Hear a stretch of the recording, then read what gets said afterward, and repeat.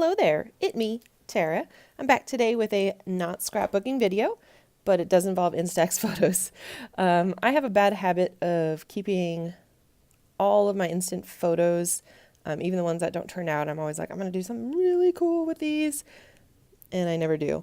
But I found something that I like doing. It kind of turns a photo into like a little piece of art in a way, and I think it turns out pretty cool. So I'm using some molding paste, some acrylic paint. I got some purple and pink here. And then I also have some green paint, which is, I think, for like airbrush guns or something like that, but they're really vibrant colors.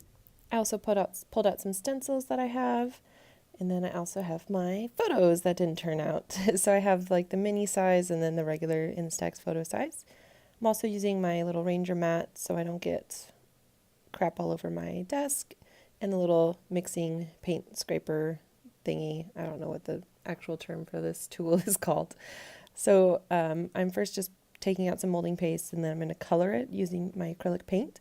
So I'm doing the purple first. So I'm just going to mix that all in using that tool. And since the Instax photo frame has purples and pinks on it, I kind of want to use both colors and to apply to the photo using the stencil.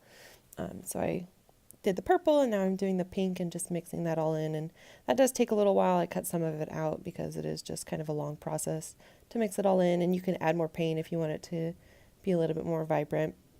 And now I'm just going to use some washi tape to tape the photo down to the mat and to cover up the frame itself, because I'm just going to be putting the molding paste on the photo itself.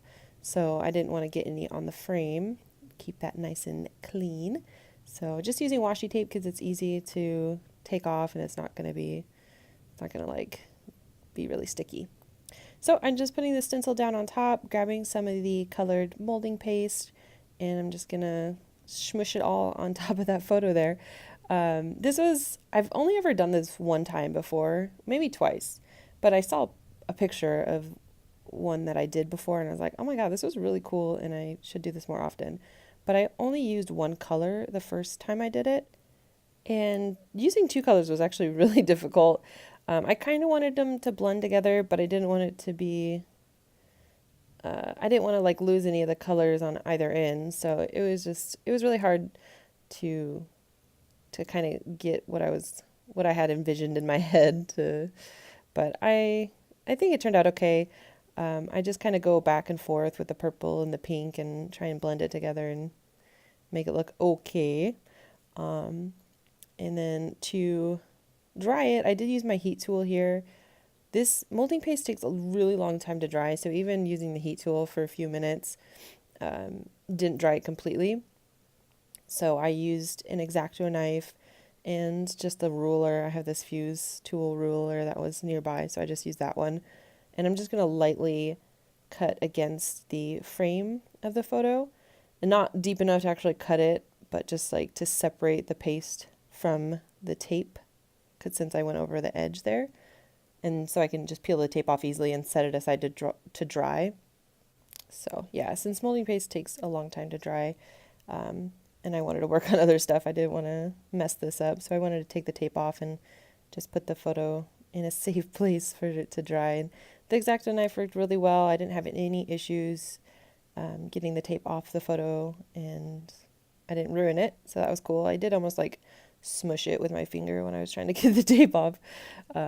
Being the mini size, it's so tiny and hard to work with, but that's how that ended up turning out. I like the molding paste because it kind of comes off the photo a little bit, gives it a lot of texture, and I just think that looks really cool. The only thing I really don't like about this one is that I didn't line up the stencil that well, so that's my only complaint. I didn't really think about the placement of the stencil for some reason.